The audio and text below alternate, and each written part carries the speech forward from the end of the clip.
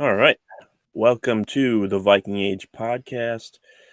I'm your host, Adam Patrick. I'm the editor and lead writer for thevikingage.com. And as always, I'm joined by my co host, Chris Schad, who writes for us here at the Viking Age, as well as zone coverage and bring me the news. Before we get started today, if you're watching on YouTube, make sure to subscribe to our channel and like this video, and then also follow the Viking Age on Twitter and Facebook. All right. We had a little technical difficulties this morning, so I don't have any time for small talk, so we're just going to get right into it. Chris, topic number one has to do with a new name in the Vikings defensive coordinator search. They haven't hired anyone yet since firing Ed Donatel. We haven't heard any recent reports about interviews, so it seems like they're kind of waiting and see to how things shake out in the other coaching searches around the league. On Wednesday, according to ESPN's Kevin Seifert, the Vikings are reportedly waiting to see if they can interview current Denver Broncos defensive coordinator Ejiro Evero or Evero for their defensive coordinator vacancy. Evero is currently among the candidates to be the head coach of either the Colts or the Cardinals. And last year, Denver had the 10th best defense in the NFL, according to Football Outsiders DVOA metric. He worked with Kevin O'Connell on the Los Angeles Rams staff. I believe he was the safeties coach for the Rams when O'Connell was there as the offensive coordinator in 2020 and 2021. So there is a connection there between the two. And he also worked, I believe, with the 49ers when Kwesi Adofo-Mensah was a part of that organization as well. Chris, should Evero be the number one guy on the Vikings' possible defensive coordinator list, or should it be somebody else? He's not the biggest name, but I think he's the best fit for the Vikings. I will look at a article that Luke Braun posted, at least some clips on Twitter this week, and he said Evero has coached under the father of the Tampa 2 defense, Monty Kiffin, a co-founder of the zone defense, Don Capers, and Denver's last defensive guru, Fangio, plus modern defensive innovators such as Raheem Morris, who Evero won the Super Bowl with in his past season with the Rams. You've got to affect the quarterback, Evero said. If you can't get there with 4, you've got to get there with 5. If you can't get there with 5, you've got to bring 6.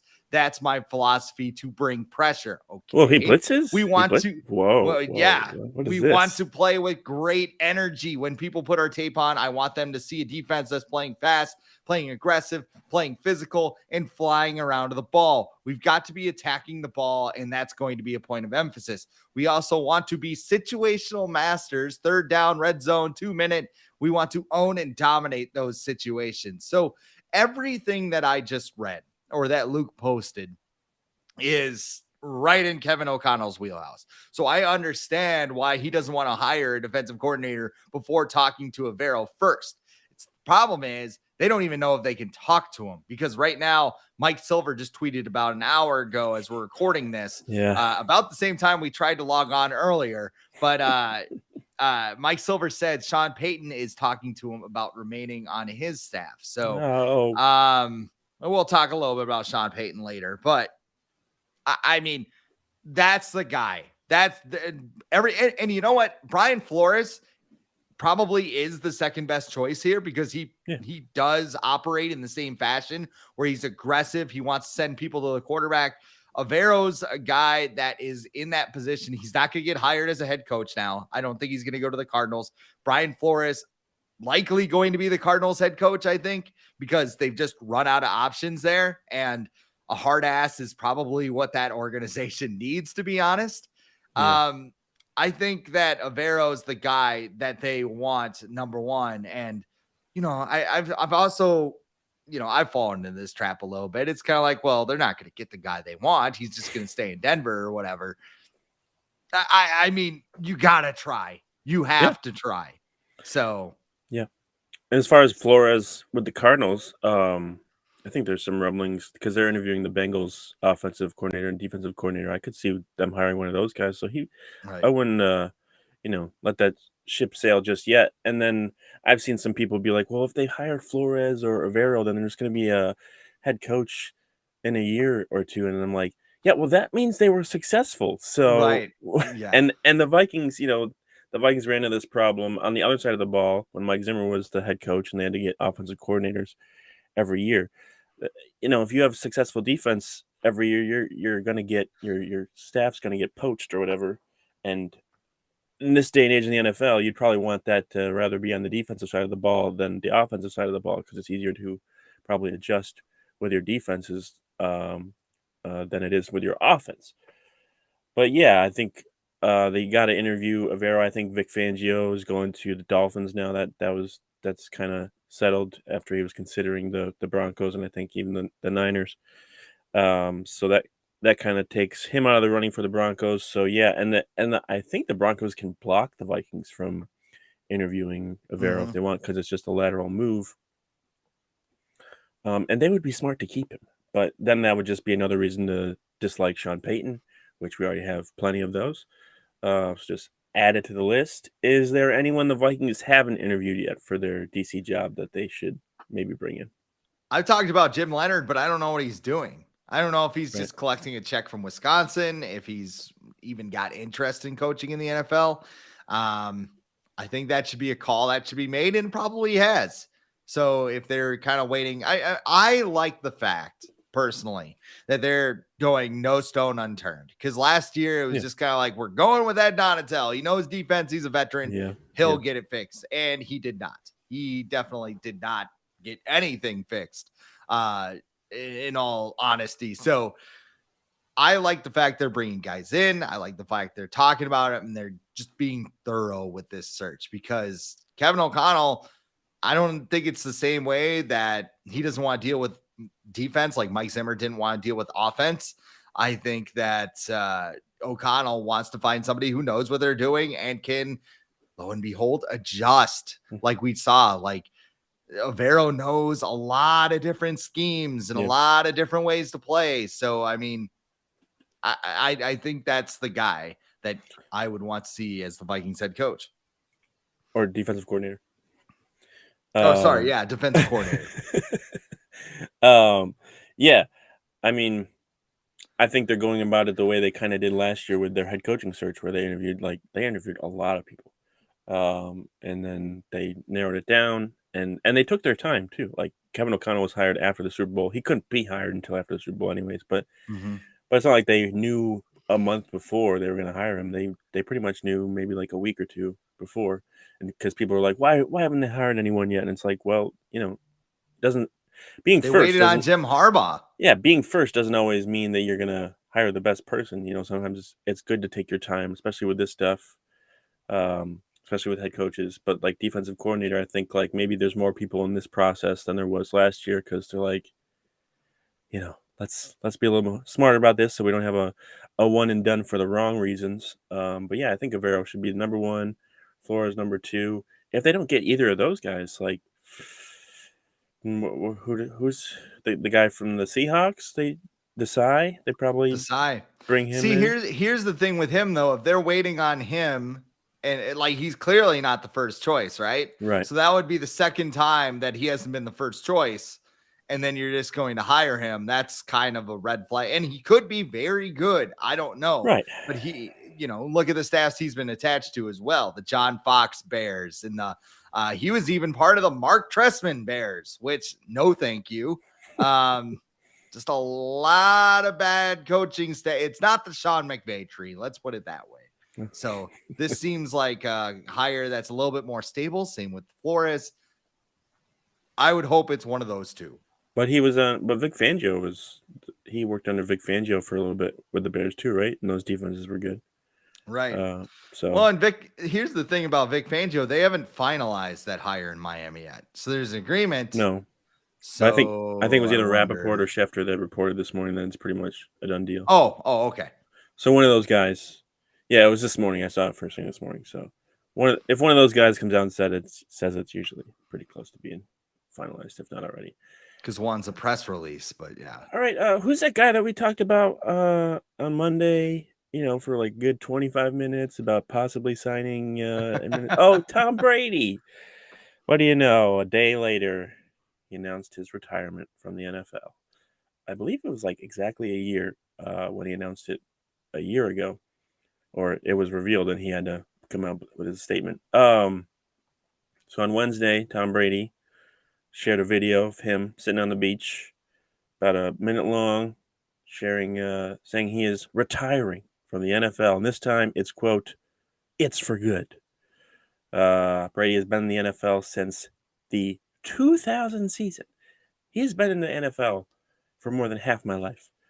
And he will turn 46 years old in August.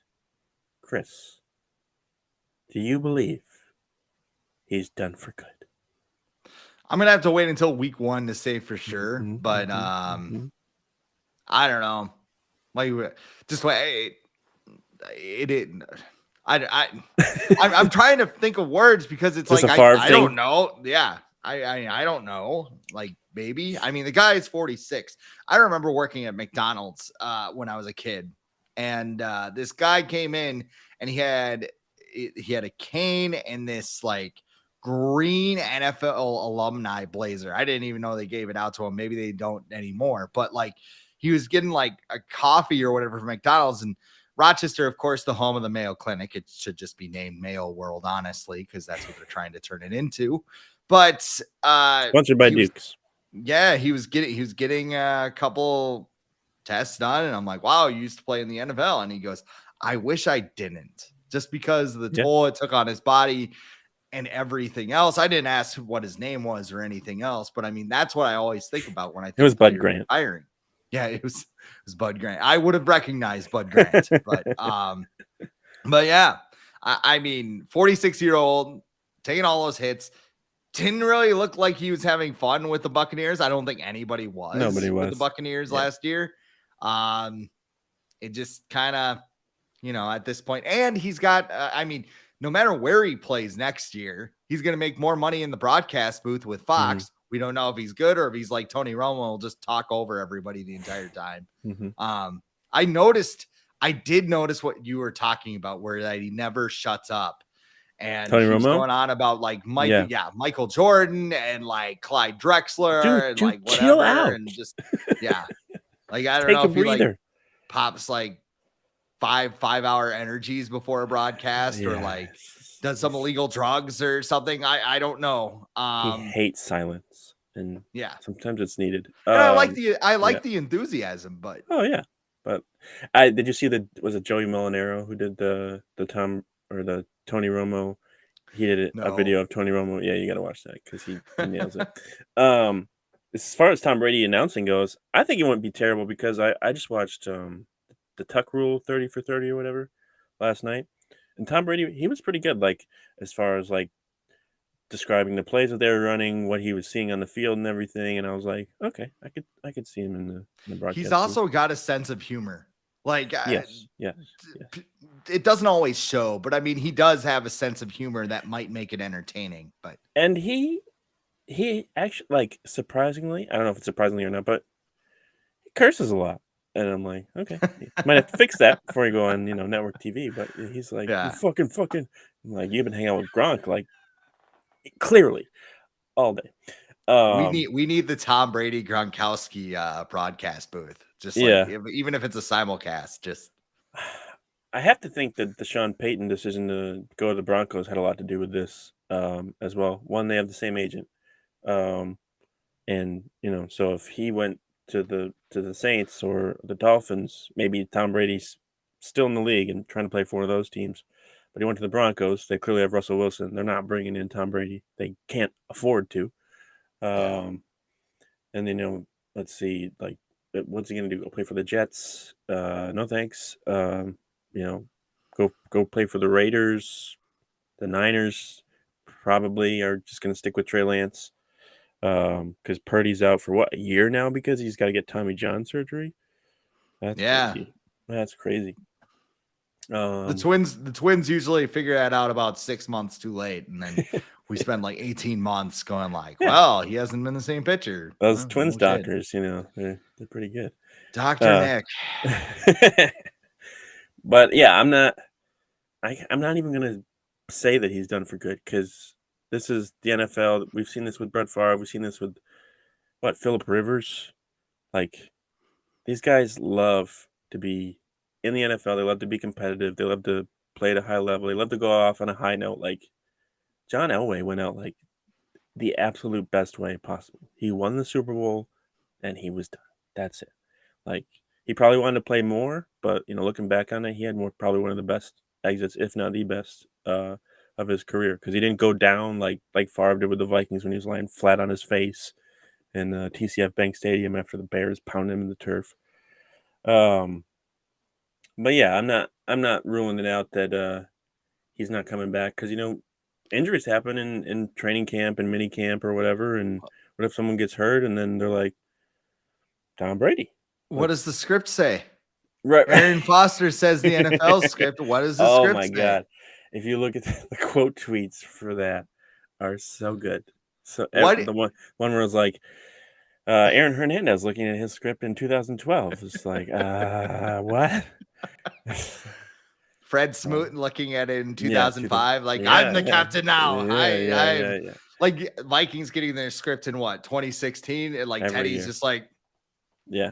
what happens to my leg now? Yeah, those are What? good. And the funny part is a lot of those and there's legitimate posts on blogs and news sources stuff like former NFL player admits the league is rigged, and everyone's like, did you watch the video? Do you know? He's talking out of his cheek. Do you know what show who he's hosting with? Like PFT commenter. He's not necessarily known as a non-joking person. Yeah. I don't believe he's done for good. I don't think you can ever rule it out. Like you said, until week 1, he's not on the field. I don't even know if you rule it out until Thanksgiving. Because what if he's someone gets hurt? He's like, I can play. Rips off his suit right out of the broadcast booth. Come on, it's Tom Brady. He can do whatever he wants. But looking back at his career, he was in the league for 23 years. That is a long time. What is something that immediately comes to mind when you just think about Tom Brady's NFL career, if it in fact is done? Oh, I thought you meant where you're going to think about 23 years in the NFL. Pain.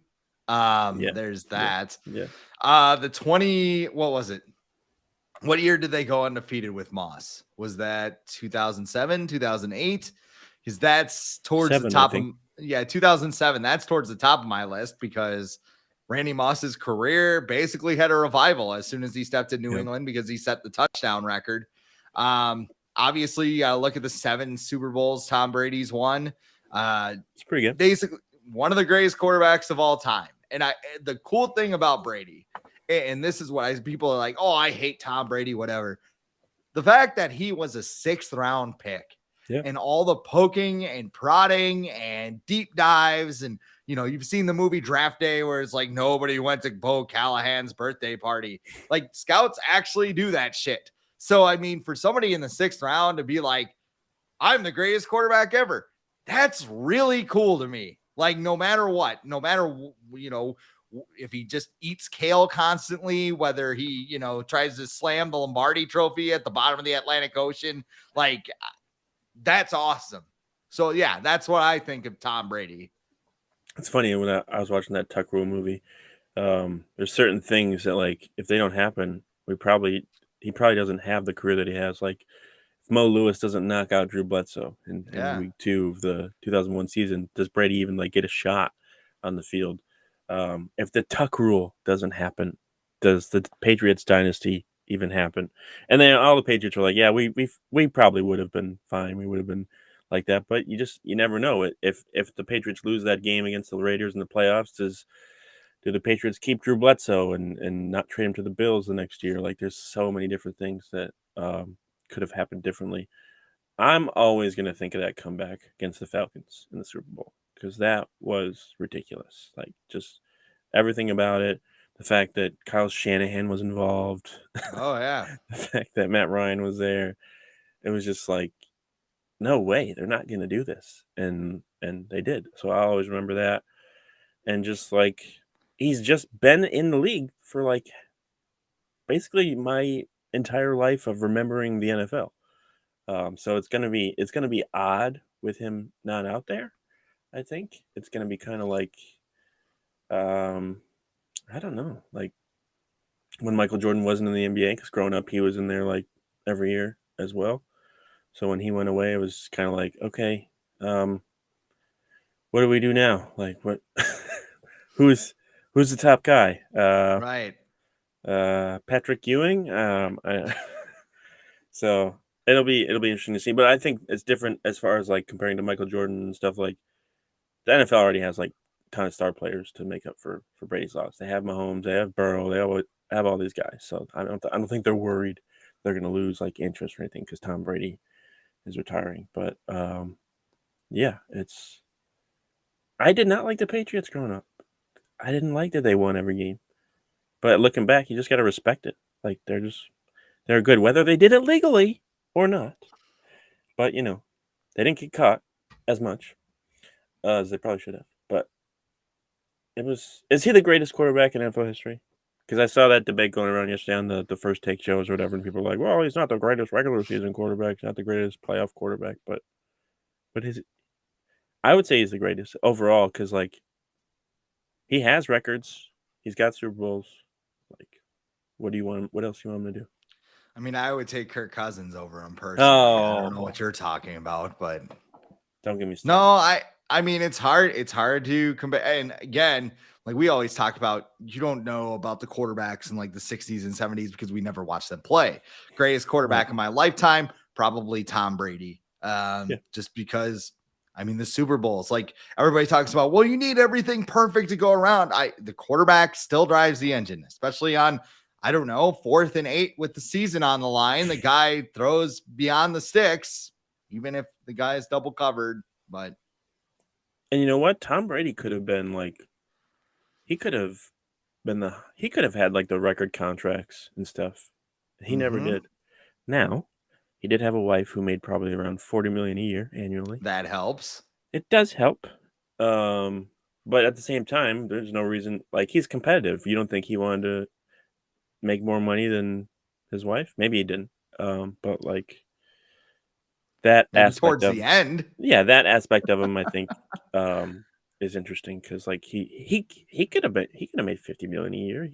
But he didn't because he realized it's better to make less and then have the team be able to do more in other areas.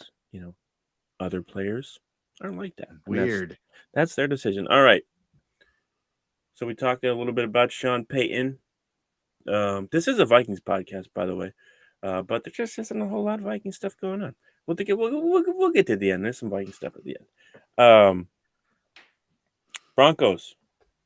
They made a trade on Tuesday with the Saints that allowed Sean Payton to become the new head coach in Denver. The Broncos sent this year's first-round pick, 30th overall, that they got from the Dolphins in the Bradley Chubb trade, and a 2024 second-round pick to New Orleans in exchange for Payton and the Saints' 2024 third-round pick. Broncos were, 5-11 last year? 4 and whatever? They weren't good. They weren't good. Yeah. Can he fix the Broncos? Do you think as soon as next season? Here's the thing with the Broncos. I don't think there's a lot of good players on that team. Like overall, like you're going to have Javonte Williams coming back from a multi-ligament knee injury. So that's problem number one. Cortland Sutton's the ultimate tease. Like he's a physical freak, but he never does anything, whether it's Drew Lock, Russell Wilson, whoever is behind center. He just can't seem to get out of his own way, whether it be injuries or whatever. He is at a point where I need to see it to believe it. Jerry Jeudy has also been a disappointment. Like their defense is great. Like their defense is awesome. Don't get me wrong there, because I like what they're doing defensively. Their offense is filled with a lot of big names who don't do a lot. So when I look at this team and I look at Sean Payton, offensive mastermind. Can he get Russ to stop acting like a psychopath? I don't know. I don't know. No more Subway commercials. Yeah, no, the dangerous. You got to stop eating Subway, bud. Like, You're violently crapping before games. This is not good. Yeah, I think what Nathaniel Hackett did last year, his biggest mistake first was like, we're going to do what Russ wants to do. And it's like, I don't think that's a good idea. Yeah, So let Russ cook. Sean Payton's got some, he's got some experience behind him. He's got a track record, so he can be like, yeah, I'm going to run the show. You're not going to do that. And Russ can be like, oh, okay. And he might actually listen to him. And I think Sean Payton's, I feel like in the past he's been able to get more out of maybe less than a lot of coaches. You look at some of his quarterbacks said over the years, like Drew Brees towards the end of his career, not that great. He was able to get as much as possible out of Teddy Bridgewater. He went like 5-0 that one year. Jameis Winston was playing pretty well before he got hurt last year. He, for some reason, was infatuated with Taysom Hill and thought he was probably on the first flight to Denver now. For sure. How quick can you get me over there? But I feel like he can get the most out of like the players you named, Jerry Jeudy and Cortland Sutton. He can look at them and be like, okay, you can do this, but you can't do this. So let's not do what you can't do. And let's do, more than you can. And he'll probably lean more on I think Sean Payton gets credit for like being kind of a quote unquote quarterback guru, but he had some really good running games over the years with like Alvin Kamara, Mark Ingram, Latavius Murray, Deuce McAllister. Who would be perfect on that team? Jahmyr Gibbs, Alabama. Because I was going to say a perfect compliment to Javonte Williams. I was going to say Saquon Barkley. That too. He's a free agent, but I don't know how much money they have. Yeah, I just feel like, okay, now I can't root for the Broncos because I just despise Sean Payton and his cockiness because he acts like he's Tom Brady, the Tom Brady of coaching, and he has seven Super Bowls. But he won one Super Bowl, and they cheated to get that Super Bowl. Okay, you're beating around the bush too because he's an asshole. What? Let's not forget. Oh yeah. Like for sure. But I mean, my parents, for whatever reason, decided to watch the Sean Payton movie on Netflix, and like their main takeaway, or at least my mom's, was, yeah, we looked at each other and we're like, that guy's an asshole. Like, yeah. I think I saw somebody, I don't know who posted, but it was like, Sean Payton is called Greg, or like the reunion between Sean Payton and Greg Williams in Denver would be great. I'm like, for who?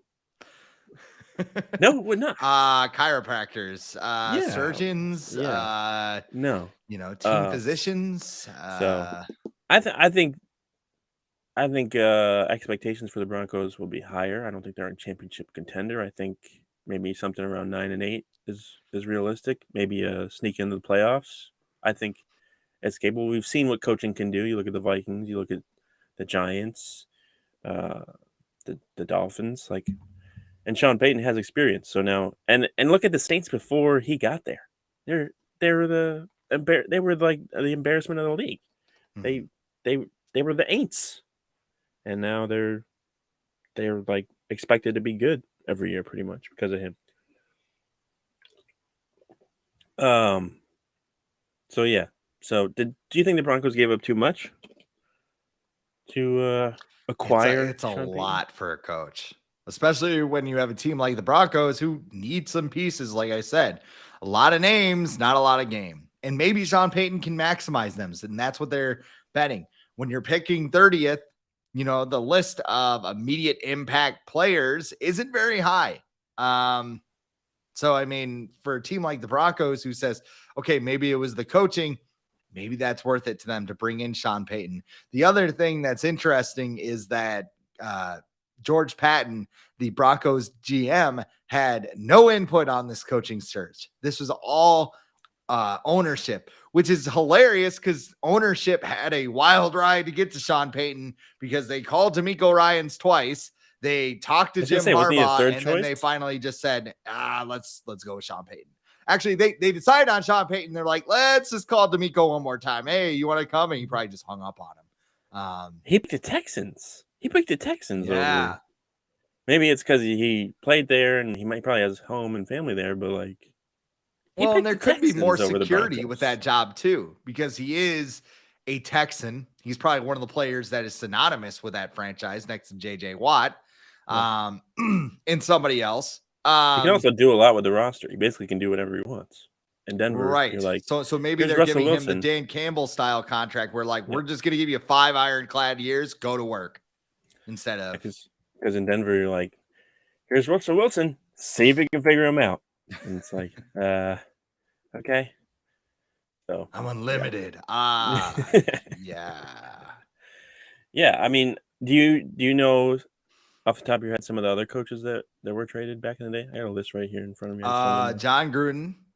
Yep. From what I know Mike Zimmer was rumored to be on the block before Kyle Rudolph pushed off in New Orleans. Right. That was a thing. Coaches that were traded. Was Tony Dungy traded? No. He was fired. He was fired, excuse me. Who were the others? Bill Belichick from the Jets to the Patriots. Oh. Who else? That's a mistake. Yes. Don Shula, way back in the day, from the Colts to the Dolphins for first round pick. Really? 1970. Mike Holmgren to the Seahawks, second round pick. Here's a funny one. Herm Edwards from the Jets to the Chiefs in 2006 for a fourth round pick. And then Bruce Arians, most recently, because he retired and he still had contract left with the Cardinals. And the Bucs sent the Cardinals a 6th round pick for Bruce Arians. So not bad. And apparently the Browns tried to trade for Jim Harbaugh back in 2014. But that didn't happen. So interesting. I would say that Bill Belichick, John Gruden, and Don Shula paid off because I believe they all won Super Bowls with the teams that traded for them. So I think the Broncos are hoping for something similar. All right, let's move on to the last topic, which is the most exciting of all. The first annual Pro Bowl games taking place this weekend, starting tonight, Thursday, at 6 p.m. Central on ESPN with some couple skills challenges, and then some more things will happen on Sunday at 2 p.m. Central Time on ESPN. I think there's some 7-on-7 stuff on Sunday, flag football. Let's see. Tonight, what events are going on tonight? We have Epic Pro Bowl Dodgeball. Wow, can't read. It's probably hard to say though. Bowl and ball. Lightning round splash catch, where they toss water balloons at each other. Okay. Longest drive, which is guys hitting with the golf clubs, I guess, because it's a golf skills in football, and precision passing and best catch. So that's all tonight that will be going on. I think I already saw some clips of like Zadarius Smith doing the Happy Gilmore on the longest drive competition. And he hit it pretty far. So that's tonight. And then on Sunday is more events. Let's see. Best catch finale, gridiron gauntlet, which looks like it's like an obstacle course. Move the chains, kick-tack-toe, and then some 7-on-7 flag football. Wow, I have no expectations for this at all. 7 Vikings are on the NFC roster. Dalvin Cook, Justin Jefferson, Kirk Cousins is going to love this weekend. He's going to have so much fun. TJ Hawkinson, Daniil Hunter, Zadarius Smith, and Andrew DePaula, long snapper. Are you going to watch any of this? No. No. Like, I don't even care. Like, I haven't watched the Pro Bowl. I think I had to watch it last year because, like, in case something happened for Bring Me the News or whatever. But I mean, like, I was talking to Lindsey Young about Kirk Cousins throw a pick and six she's like, last year? Maybe. I think he did. I don't know. It's so irrelevant. Players like Josh Allen is golfing instead of doing this. Yeah. Like, he's playing actual golf. He's like, no, screw that. Like, Tyler Huntley, who threw 2 touchdowns, is a Pro Bowler. because the top 7 quarterbacks in the AFC, 7, 1, 2, 3, 4, 5, 6, 7 quarterbacks said, nah, I'm good. Zach Wilson I'm a wasn't little banged available? up, got a little whatever. Like, I don't know if the NFL has to put their foot down and be like, you are going because people are paying out the ass to go watch this, which why? Like, I mean, if you're in Vegas and like if you live in Vegas or whatever, you're just like, I'm bored, I'll go check it out. Like, there's a whole bunch of people. But I mean, there is like no, I'm not gonna go and watch the Darius Smith try and bomb a 400-foot drive because it's gonna go. He could probably do better than I could on the golf course, but I mean, I don't know. They warned the players about this. They said, hey, if you're not going to take this seriously, we're going to do something else. So at least the NFL is trying to do something. But I mean, it's not like with all-star games. I think baseball's the only one where I'm like legit, like kind of interested in the game. And they've done some things in baseball that are kind of cool, like miking up the pitchers and the catchers, having interviews in the dugout, little kind of cool things where the broadcast was actually kind of interesting to watch last year. The Pro Bowl, it's a whole bunch of guys who had just gotten through a 17-game season where it used to be 16. So now they're even more beat up in a lot of things. Some of those guys were playing last weekend and don't exactly want to talk to people right now. Like, I know I sure as hell, you think, I mean, Christian McCaffrey. It's just kind of like, I don't know. I understand it's baked into the players' contracts, so they have to do something. But I mean, at this point, the best is almost to just make it an award at the end of the year and say, okay, and maybe you have like a fan festival where people can come out and like get autographs and do whatever. But I mean, I have no interest in it at all. It's got to be the worst all-star game, like, of the major professional leagues. Like, NHL's better, NBA's better, baseball's better. I would even put like MLS above.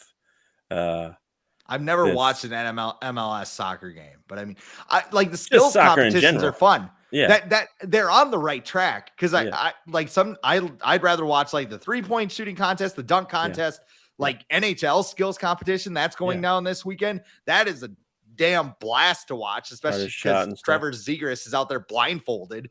Like, I think they should just get rid of the whole thing, have the 2 worst teams in the league play the week before the Super Bowl, and whoever wins gets the number 1 pick. Like, come on. So many people would be like tanking though, just because like whoever wins. Like, whoever wins gets the number 1. But they would be losing. They would be tanking then because those players would sit there and go, I'm not losing my job. Like, they'd be like, it's the same thing that happened with the Texans in week 18. Well, maybe like give them an incentive. Like, you get if you're the worst team, you get a bonus. I don't know. Massive bonus, so it doesn't matter. I don't know. They got to do something. Like, and I don't even know what they have to do something though. Like, do they have to do something? I think they do. Like, as far as TV, they have to eliminate the game. That's what they have to do because it doesn't freaking matter. Well, like the TV contracts, I think there's probably stuff like this week. There has to be some sort of event.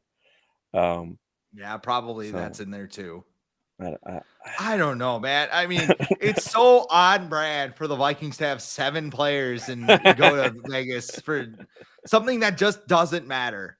Like, you know, and we'll get memes like Kirk will do something like maybe they'll put the chains out. Whoa, Kirk in Vegas with the chains. Oh, look. And, you know, they'll ask Justin Jefferson about his contract and he'll be like, we need a camera to follow Kirk, see if he's going to, they'll bring him with the chains and bring him to like Cheetahs or something in there. See how that goes in the VIP room. See if that does anything. That is content. That would be a sight to see. That would be a sight to see. Yeah, I just and then like I'm not expecting it to be sold out or anything like in the crowd. Like, it's gonna be casual. It's gonna be people in Vegas who are like, "You want to see this today?" Sure. Better than sitting in the sports book, I guess. I don't know. I doubt it. This isn't even close to being the best thing in Vegas you can probably do this weekend. Right. It's just weird.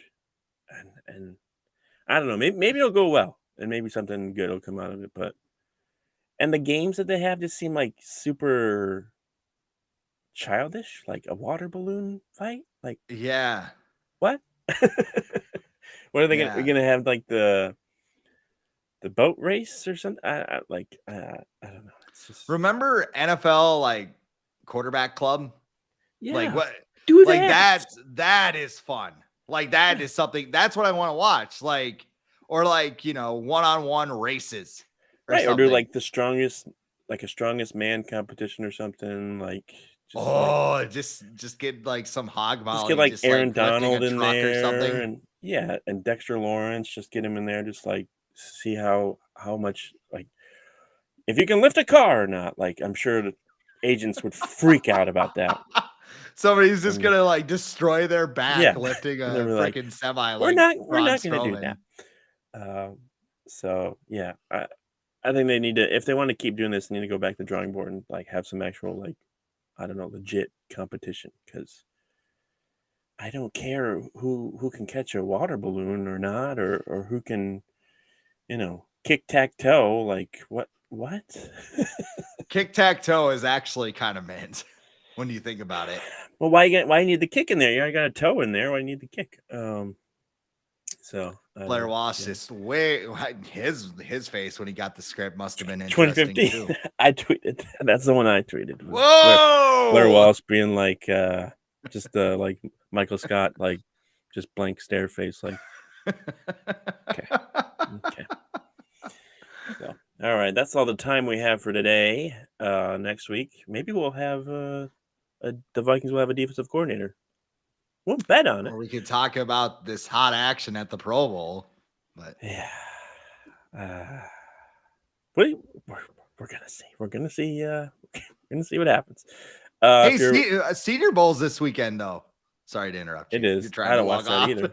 either. I don't watch that either. So, shout out to all the people though down there covering that, because it's fun. I saw yesterday. Kwesi No Fomensa was not let in a restaurant because it was at capacity. So they're popular place this time of year. So Yeah. also very tall, Kwesi Adofamensa. He's like 6'6". Like, You forget how tall him and Sean McVay are. you mean Or Kevin O'Connell? Kevin O'Connell, Sean sorry. McVay. I still call him Sean McVay because he's basically Sean McVay. Like, Yeah, they're. I think they're Kevin very O'Connell's similar. 6'5". But yeah, like Kevin O'Connell's 6'5", Kwesi's like just as tall. Like they Kwesi, stand next to the Wilfs. It's like, oh yeah, they're huge. Who was talking to Brian Flores? There's a picture of that at Senior Bowl, being like, "Hey, keeping an eye on you." So yeah, that's it. That's it for today. Lots of so much stuff to talk about with the Vikings. Just so much. So it's February, and we're already running out of things to talk about. So it's great.